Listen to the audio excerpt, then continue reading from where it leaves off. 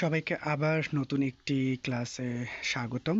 আজকের ক্লাস আমি নিব দুইটা বিষয়ের উপর, যে দুইটার উপরে আমাদের কনফিউশন বেশি হয়ে থাকে। একটি হচ্ছে even if and versus although.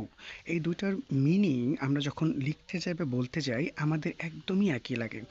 Even if মানেও যদিও বোঝাতে পারে, অলদো মানে যদিও বোঝাতে পারে, বাংলা মিনিংয়ের ক্ষেত্রে আমাদের একই হয়ে থাকে। কিন্তু আমরা যদি একটু ইংরেজিতে যেভাবে এগুলোকে ব্যবহার করে সেদিক থেকে যাই, তাহলে আমরা পার্থক্য দুটো বুঝতে পারবো এবং আমাদের ব্যবহার করতেও কোনো সমস্যা হবে না। আমি এখানে যেভাবে লিখেছি সেভাবেই বলছি। এখানে ইভেন ইফ যেটা আমি লিখেছি সেখানে হাইপোথেটিক্যাল লিখেছি।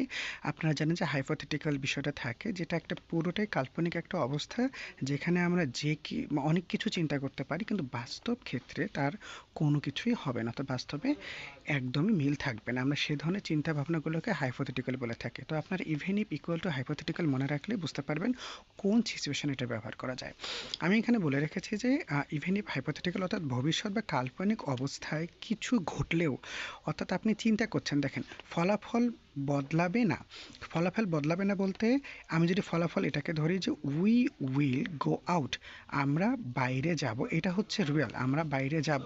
এখন আপনার এর মধ্যে কল্পনা করছেন, আচ্ছা যদি বৃষ্টি হয় বা বৃষ্টি হলেও যাব, বা খুব রোদ হলেও যাব, বা কোনো ধরনের প্রবলেম যেটা আপনারা চিন্তা করছেন হাইপোথেটিক্যালি, সেটা হলেও যে আপনারা যাবেন এটা হচ্ছে মূল বিষয়।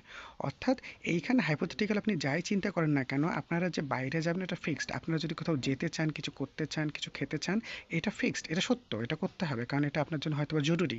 কিন্তু এর পরে বা পূর্বে আমরা যা কিছু ভেবে থাকি যে আচ্ছা এরকম হলে কি হবে, এরকম হলে কি হবে, অর্থাৎ যদি এরকম হয় আমাদের এটা করতেই হবে, এই ধরনের কথা বলার ক্ষেত্রে আমরা ইভেন ইফটা ব্যবহার করে থাকি, অর্থাৎ যেটা হাইপোথেটিক্যাল পুরোটা। এই জন্য বলে দিচ্ছি যে কোনো কিছু কল্পনার মধ্যে আপনি চিন্তা করলেও বা ঘটলেও ফলাফল কিন্তু বদলাবে না, মানে এই কাজটা আপনি করবেনই, যেটা আমরা এখানে লিখে রেখেছি।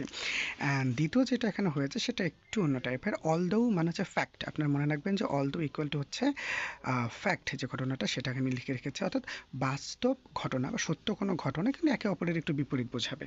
বিপরীতটা কীরকম, যেমন আমরা এখানে বলেছি যে অলদো ইট ওয়াজ রেইনিং, দেখেন এটাও কিন্তু হচ্ছিল, বৃষ্টি হচ্ছিল, উই ওয়েন্ট আউট, আপনারা গিয়েছেন, এটাও সত্য, অর্থাৎ এটাও সত্য, এটাও সত্য। কিন্তু আপনারা একটা রিস্ক নিয়েছেন যে যদিও বৃষ্টি হচ্ছিল আমি বাইরে গিয়েছিলাম, যদিও আমাদের কাছে টাকা ছিল না আমরা তবুও এই কাজটা করেছিলাম, বা এখন টাকা আছে তবুও আমরা এটা করি নাই। তো এই বিষয়গুলো কিন্তু এটা কিন্তু সত্য, আপনার কাছে টাকা আছে বা নাই, বৃষ্টি হচ্ছে বা না হচ্ছে, খরা বা রোদ হচ্ছে বা না, সবই সত্য। আবার আপনার পরে যে কাজটা করেছেন সেটাও সত্য।